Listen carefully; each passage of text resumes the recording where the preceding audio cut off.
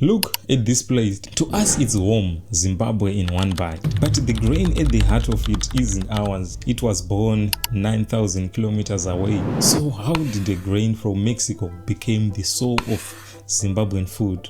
That's the story on this plate. Before maize, there was this. And this was a grain that laughs at the heat, and the one our ancestors trusted when the rains never came. For thousands of years, this was Sadza darker, and they are grown from seeds that belonged to this soil. And then something new arrived, something that would push all of this aside. To find where maize really came from, we leave Africa entirely. 9,000 years ago, farmers here were turning a crown wild grass called tosined. Harvest after harvest, they reshaped it into something that the world had never seen: maize. For thousands of years, it belonged only to the Americas. Then after 1492, the world came knocking. Watch the grain move.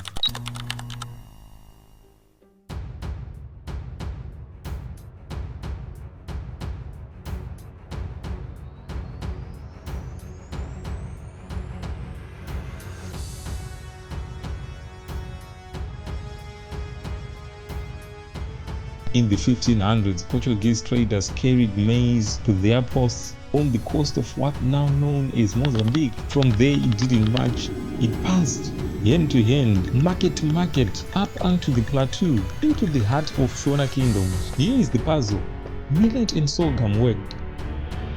So why switching?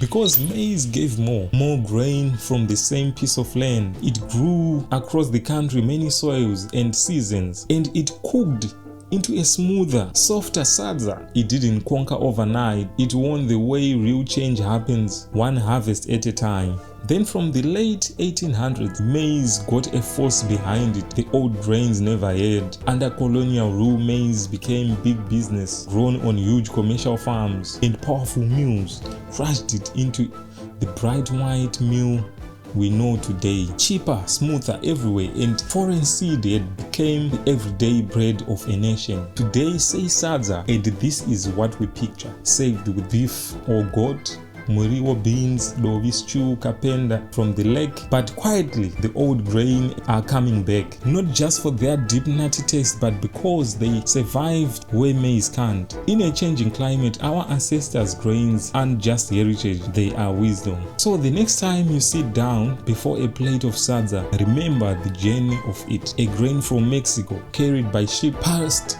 along Africa trading routes, and made our own. Because no culture stands still, we are always becoming, blending what's ours with the world brings to our door. Think bigger, explore deeper, and discover more.